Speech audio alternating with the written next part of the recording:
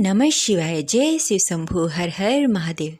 जय माता पार्वती। प्रिय श्रोताओं, आप सभी पर भगवान भोलेनाथ और माता पार्वती की कृपा सदा सर्वदा बनी रहे। आज चैत नवरात्रि का 5वां दिन है, जो कि स्कंद माता को समर्पित है। स्कंद माता यानी कि माता पार्वती को ही स्कंद माता बोला जाता है, क्योंकि कार्तिकेय जी का नाम स्कंद है और माता पार्वती उनकी माता हैं, इसलिए माता पार्वती को स्कंद माता के नाम से बुलाया जाता है। यह दिन बेहद ही शुभ है और आज का दिन सोमवार है और सोमवार का दिन भगवान भोलेनाथ को समर्पित है। आज के दिन पूजा आराधना करने से भगवान भोलेनाथ, माता पार्वती और भगवान कार्तिकेय और गणेश का भी आशीर्वाद मिलेगा।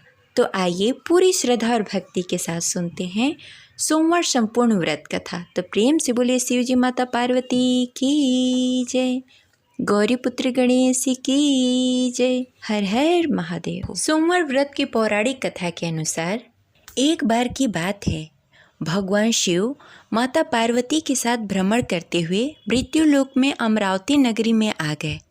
वहाँ के राजा भगवान शिव के परम भक्त थे। राजा ने एक शिव जी का मंदिर बनवाया था। भगवान शिव माता पार्वती के साथ वहीं ठहर गए। एक दिन पार्वती जी ने शिव जी से बोला कि नाथ, आइए आज चौपड़ खेलते हैं। खेल प्रारंभ हुआ। उसी समय पुजारी पूजा करने को आ गए। पार्वती जी ने पूछा, पुजारी जी बताइए जीत किसकी होगी? पुजारी जी ने बिना सोचे समझे कहा कि भगवान भोलेनाथ ही जीतेंगे, किंतु अंत में जीत पार्वती जी की हुई। पार्वती जी ने मिथ्या भाषण के कारण पुजारी जी को कोढ़ी होने का श्राप दे दिया। पुजारी जी कोढ़ी हो गए। कुछ दिन बाद देवलोक की अप्सराएं पूजा करने के लिए आई और पुजारी जी को देखकर उन्होंने कोढ़ी होने का कारण पूछा। पुजारी जी ने सब बातें बता दी। अप्सराएं बोली, पुजारी जी आप 16 सोमवार का व्रत करो, महादेव जी आपका कष्ट दूर कर देंगे। पुजारी जी ने उत्सुकता से व्रत की विधि पूछी।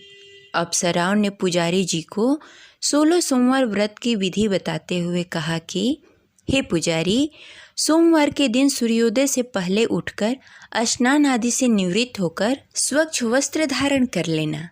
तत्पश्चात आधा सेर गेहूं के आटे का चूरमा बनाकर उसके 3 भाग कर लेना। फिर भगवान शिव जी की प्रतिमा के समक्ष घी का दीपक जलाकर गुड़ और नैवेद्य फूल, बेलपत्र, चंदन, अक्षत, जनेऊ का जोड़ा लेकर विधि विधान से प्रदोष काल में भगवान शिव की पूजा करना। पूजा के बाद गेहूं के आटे से बने हुए चूरमे की 3 भाग में से 1 भाग भगवान शिव को अर्पित करना और 1 भाग ग्रहण कर लेना और बाकी भाग प्रसाद के रूप में सब में वितरण कर देना। इस विधि से 16 सोमवार का व्रत संपन्न करने के बाद 17वें सोमवार को 5 सेर गेहूं के आटे का चूरमा बनाकर भोग लगाना। उसके बाद सब में बांट देना। फिर सर्व कुटुंबबंध प्रसाद ग्रहण कर लेंगे। ऐसा करने से शिव जी आपके सभी कष्ट दूर कर देंगे। यह कहकर अप्सराएं स्वर्गलोक को लौट गईं। पुजारी जी यथा विधि पूर्वक व्रत कर रोग मुक्त हो गए और पूजन करने लगे। कुछ दिनों के बाद शिव जी और पार्वती जी पुनः आए। पुजारी जी को कुशल देखकर पार्वती जी ने उनके रोग मुक्त होने का कारण पूछा। पुजारी जी ने सभी बातें बताईं। पुजारी जी के कथनानुसार पार्वती जी ने व्रत किया। फलस्वरूप कार्तिकेय जी माता पार्वती के पास आ गए और माता के आज्ञाकारी हुए। कार्तिकेय जी ने भी माता पार्वती से पूछा कि क्या कारण है जिससे मेरा मन बदल गया और मैं आपके चरणों में आ गया। पार्वती जी ने वही व्रत बताया। कार्तिकेय जी ने भी इस व्रत का पालन किया। फलस्वरूप उनका बिछड़ा हुआ मित्र मिला और उनके मित्र ने भी कारण पूछा और बताए हुए विधि से उनके मित्र ने विवाह की इच्छा से व्रत पूजन किया। फलस्वरूप वह विदेश गया और राजा की कन्या से स्वयंवर हो गया। राजा का प्रण था कि हाथनी जिसको माला पहनाएगी उसी के साथ राजा की पुत्री का विवाह होगा। वह ब्राह्मण कुमार भी स्वयंवर को देखने की इच्छा से एक ओर जा बैठा। हथनी ने माला इसी ब्राह्मण कुमार को पहना दी। धूमधाम से विवाह हुआ। तत्पश्चात दोनों सुख से रहने लगे। एक दिन राजकन्या ने पूछा कि आपने कौन सा पुण्य किया जिससे राजकुमारों को छोड़कर हथनी ने आपको चुना। ब्राह्मण ने 16 सोमवार का व्रत का सविधि बताया। राजकन्या ने पुत्र प्राप्ति की इच्छा से व्रत किया और सर्वगुण संपन्न पुत्र प्राप्त किया। बड़े होने पर पुत्र ने पूछा, माताजी, किस पुण्य से आपको मेरी प्राप्ति हुई। राजकन्या ने सब विधि पूर्वक 16 सोमवार का व्रत बताया। पुत्र राज्य की कामना से व्रत करने लगा। उसी समय दूसरे राज्य के राजा ने अपने दूतों को भेजा। राजा के दूतों ने आकर उसे अपनी राजकुमारी के लिए चुना। आनंद से विवाह संपन्न हुआ। राजा के दिवंगत होने पर ब्राह्मण कुमार को राजगद्दी मिली। वह इस व्रत को करता रहा। एक दिन अपनी पत्नी को पूजा सामग्री शिवालय से ले जाने को कहा, परंतु उसने दासियों द्वारा भिजवा दिया। जब राजा ने पूजन समाप्त किया तो आकाशवाणी हुई, इस पत्नी को निकाल दे, नहीं तो तेरा सत्यानाश कर देगी। प्रभु की आज्ञा मानकर उसने रानी को निकाल दिया। रानी भाग्य को कोसते हुए नगर में एक बुढ़िया के पास आई। उसका हाल देखकर बुढ़िया ने उसके सिर पर सूत की पोटली रखकर बाजार भेजा। रास्ते में आंधी आई और पोटली उड़ गई। बुढ़िया ने उसे फटकार कर बाहर निकाल दिया। वहाँ से वह रानी तेली के यहाँ पहुँची और तेली का सारा बर्तन चटक गया। तेली ने भी उसे निकाल दिया। रानी पानी पीने नदी पर पहुँची और नदी सूख गई। सरोवर पहुँची तो हाथ का स्पर्श होते ही जल में कीड़े पड़ गए। वही जल को पीकर आराम करने के लिए जिस पेड़ के नीचे जाती वह पेड़ सूख जाता। वन और सरोवर की यह दशा देखकर ग्वाले उसे मंदिर के गोसाई के पास ले गए। उसे देखकर गोसाई जी समझ गए कि यह कुलीन अबला विपत्ति की मारी हुई है। धैर्य बांधते हुए बोले, बेटी तू मेरे यहाँ रह जा, किसी बात की चिंता मत कर। रानी आश्रम में रहने लगी, परंतु जिस वस्तु पर उसका हाथ लगे वहीं कीड़े पड़ जाते। दुखी होकर गोसाई जी ने पूछा, बेटी किस देव के अपराध से तेरी यह दशा हुई है। पुजारी जी की बात सुनकर रानी ने सारी घटना बता दी। गोसाई जी बोले, बेटी तू 16 सोमवार का व्रत करो। रानी ने गोसाई जी की बात मानकर सविधि पूर्वक 16 सोमवार का व्रत पूरा किया। व्रत के प्रभाव से राजा को रानी की याद आई और दूतों को उसकी खोज करने के लिए भेजा। आश्रम में रानी को देखकर दूतों ने राजा को रानी का पता बताया। राजा ने जाकर गोसाई जी से कहा, महाराज यह मेरी पत्नी है। शिव जी के रुष्ट होने से मैंने इसे परित्याग कर दिया था। शिव जी के कृपा से मैं इसे ले जाने आया हूँ। कृपा करके इसे जाने की आज्ञा दें। गोसाई जी ने आज्ञा दे दी। राजा रानी को नगर में लेकर आए और नगर वासियों ने नगर सजाया, बाजे बजाने लगे और मंगलाचार हुआ। तत्पश्चात शिव जी की कृपा से प्रतिवर्ष 16 सोमवार का व्रत कर वह रानी के साथ सुखपूर्वक रहने लगे। इसी प्रकार जो भी मनुष्य भक्ति सहित और विधि पूर्वक 16 सोमवार का व्रत करता है और कथा सुनता है, उसकी सभी मनोकामनाएं पूर्ण होती है और अंत में वह शिव जी को प्राप्त होता है। इस प्रकार 16 सोमवार व्रत कथा संपन्न हुई। अब चलिए सुनते हैं सोमवार की दूसरी कथा। प्राचीन काल में एक नगर में एक साहूकार रहता था, जिसके यहाँ धन्य धान्य की कोई कमी नहीं थी। फिर भी वो हमेशा उदास रहा करता था, क्योंकि उसके पास कोई पुत्र नहीं था। वह इसी चिंता में रात दिन रहता था। वह पुत्र कामना के लिए प्रतिदिन सोमवार को शिव जी का व्रत और पूजा किया करता था तथा संध्या काल को शिव मंदिर में जाकर शिवलिंग के सामने दीपक जलाया करता था। उसके इस भक्ति भाव को देखकर एक समय श्री पार्वती जी ने शिव जी से कहा कि हे प्रभु, यह साहूकार आपका बहुत ही अनन्य भक्त है और सदैव आपका व्रत और पूजन बड़ी ही श्रद्धा के साथ करता है। इसकी मनोकामना पूर्ण करनी चाहिए। शिव जी ने कहा, हे पार्वती, यह संसार का कर्म क्षेत्र है। जैसे किसान खेत में जैसा बीज डालता है वैसा ही फल काटता है।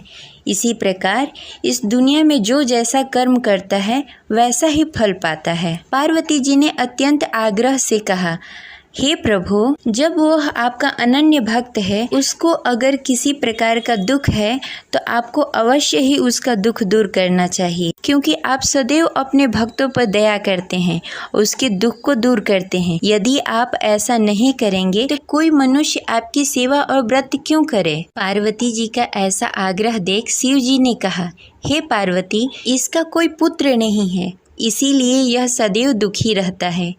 इसके भाग्य में पुत्र न होने पर भी मैं इसको पुत्र प्राप्ति का वर देता हूँ, परंतु यह पुत्र केवल 16 वर्षों तक ही जीवित रहेगा। इसके पश्चात मृत्यु को प्राप्त हो जाएगा। इससे अधिक मैं और कुछ नहीं कर सकता। ये सभी बातें साहूकार सुन रहा था। इससे उसको न कोई प्रसन्नता हुई और न ही कोई दुख हुआ। वह पहले जैसा ही शिव जी का व्रत और पूजन करता रहा। कुछ काल व्यतीत होने के पश्चात साहूकार की पत्नी गर्भवती हुई और 10वें महीने उसने पुत्र को जन्म दिया। साहूकार के घर में बहुत ही खुशी मनाई गई, परंतु साहूकार उसके 16 साल की आयु जानकर कुछ अधिक प्रसन्न नहीं हुआ। यह बातें उसके घर वालों को मालूम नहीं था। विद्वान पंडितों ने उसका पुत्र का नाम अमर रखा। जब अमर 12 वर्ष का हुआ तो उसे शिक्षा प्राप्त करने के लिए काशी भेजने का निश्चय हुआ। व्यापारी ने अमर के मामा को बुलाया और कहा कि अमर को शिक्षा प्राप्त करने के लिए काशी छोड़ आओ। अमर अपने मामा के साथ शिक्षा प्राप्त करने के लिए चला गया। रास्ते में जहां अमर और उसके मामा विश्राम करने के लिए ठहरते, वहीं यज्ञ करते और ब्राह्मणों को भोजन कराते। लंबी यात्रा के बाद अमर और उसके मामा एक नगर में पहुंचे। उस नगर में राजा की कन्या के विवाह की खुशी में सभी नगर को सजाया गया था। निश्चित समय पे बारात आ गई, लेकिन वर का पिता अपने बेटे की एक आंख से काने होने के कारण बहुत चिंतित था। उसे इस बात का भय सता रहा था कि राजा को इस बात का पता न चले, कहीं वह विवाह से इनकार न कर दे, इससे उसकी बदनामी होगी। वर के पिता ने अमर को देखा। उसके मस्तिष्क में एक विचार आया। उसने सोचा, क्यों न इस लड़के को दूल्हा बनाकर राजकुमारी से विवाह करा दूं। विवाह के बाद उसको धन देकर विदा कर दूंगा और राजकुमारी को अपने नगर ले जाऊंगा। वर के पिता ने इसी संबंध में अमर और उसके मामा से बातें। अमर के मामा ने धन मिलने के लालच में वर के पिता की बातें मान ली। अमर को दूल्हे का वस्त्र पहनाकर राजकुमारी चंद्रिका से विवाह करा दिया। राजा ने बहुत सारा धन देकर राजकुमारी को विदा किया। अमर जब लौट रहा था तो सच नहीं छिपा सका और उसने राजकुमारी की ओढ़नी पर लिख दिया, राजकुमारी चंद्रिका, आपका विवाह मेरे साथ हुआ है। मैं काशी शिक्षा प्राप्त करने के लिए जा रहा हूँ। अब तुम्हें जिस नवयुवक की पत्नी बनना पड़ेगा वह काना है। जब राजकुमारी ने अपनी ओढ़नी पर लिखा हुआ पढ़ा तो उसके काने लड़के के साथ जाने से इनकार कर दिया। राजा ने सब बातें जानकर राजकुमारी को महल में रख लिया और उधर अमर अपने मामा के साथ काशी पहुँच गया। अमर ने गुरुकुल में पढ़ना शुरू कर दिया। जब अमर की आयु 16 वर्ष पूरी हो गई, उसने एक यज्ञ किया। यज्ञ की समाप्ति पर ब्राह्मणों को भोजन कराया और सभी को अन्न और वस्त्र दान किए। रात्रि को अमर अपने शयन कक्ष में सोने के लिए चला गया। शिव जी के वरदान के अनुसार शयन अवस्था में अमर के प्राण पखेरु उड़ गए। सूर्योदय पर मामा अमर को मृत देखकर रोने लगे। आसपास के लोग भी एकत्र होकर दुख प्रकट करने लगे। मामा के रोने विलापने का स्वर समीप से गुजरते हुए भगवान शिव और माता पार्वती ने सुन लिया। पार्वती जी ने शिव जी से कहा, मुझे इसके रोने का स्वर सहन नहीं हो रहा है। आप इस व्यक्ति के कष्ट अवश्य दूर करें। भगवान शिव जी ने पार्वती जी के साथ अदृश्य रूप में समीप जाकर अमर को देखा तो पार्वती जी से बोला, हे पार्वती, यह तो वही व्यापारी का पुत्र है। मैंने इसे 16 वर्ष तक की आयु का वरदान दिया था। इसकी आयु पूरी हो गई है। पार्वती जी ने फिर भगवान शिव जी से निवेदन किया, हे प्रभु, आप इस लड़के को जीवित करें, नहीं तो इसके माता पिता पुत्र की मृत्यु के कारण रो रो कर अपने प्राण त्याग देंगे। इसके पिता तो आपके परम भक्त हैं, जो वर्षों से सोमवार का व्रत करते हुए भोग लगा रहा है। पार्वती जी के आग्रह करने पर भगवान शिव ने उस लड़के को जीवित होने का वरदान दिया और कुछ ही पल में वह जीवित होकर उठ गया। शिक्षा प्राप्त करने के बाद अमर अपने मामा के साथ अपने नगर की ओर चल दिया। दोनों चलते चलते उसी नगर पहुँचे जहाँ अमर का विवाह हुआ था। उस नगर में भी अमर ने यज्ञ का आयोजन किया। समीप से गुजरते हुए नगर के राजा ने यज्ञ का आयोजन देखा। राजा ने अमर को तुरंत पहचान लिया। यज्ञ समाप्त होने पर राजा ने अमर और उसके मामा को महल में लेकर गए और कुछ दिनों तक उन्हें महल में ही रखा। उसके पश्चात बहुत सारा धन वस्त्र देकर राजकुमारी के साथ विदा किया। रास्ते में सुरक्षा के लिए राजा ने बहुत सारे सैनिकों को भी साथ में भेजा। मामा ने नगर में पहुंचते ही एक दूत को घर पर भेजकर अपने आगमन की सूचना भेज दी। अपने बेटे अमर के जीवित वापस लौटने की सूचना से व्यापारी बहुत प्रसन्न हुआ। व्यापारी ने अपने पत्नी के साथ स्वयं को एक कमरे में बंद कर रखा था। भूखे प्यासे रहकर व्यापारी और उसकी पत्नी बेटे की प्रतीक्षा कर रहे थे। उन्होंने प्रतिज्ञा कर रखी थी कि यदि उन्हें अपना बेटा मृत्यु के मुंह से वापस लौटकर नहीं आया तो वो अपने प्राण त्याग देंगे। व्यापारी अपनी पत्नी और मित्रों के साथ नगर के द्वार पर चला गया। उसने अपने बेटे का विवाह का समाचार सुनकर पुत्रवधू राजकुमारी चंद्रिका को देखकर उसकी खुशी का ठिकाना न रहा। उसी रात भगवान शिव ने व्यापारी को स्वप्न में आकर कहा, हे श्रेष्ठ, मैं तेरी सोमवार के व्रत करने और कथा सुनने से बहुत प्रसन्न हूँ। इसी वजह से मैंने तुम्हारे पुत्र की लंबी आयु कर दी है। व्यापारी बहुत प्रसन्न हुआ। सोमवार का व्रत करने से व्यापारी के घर में खुशियाँ लौट आई।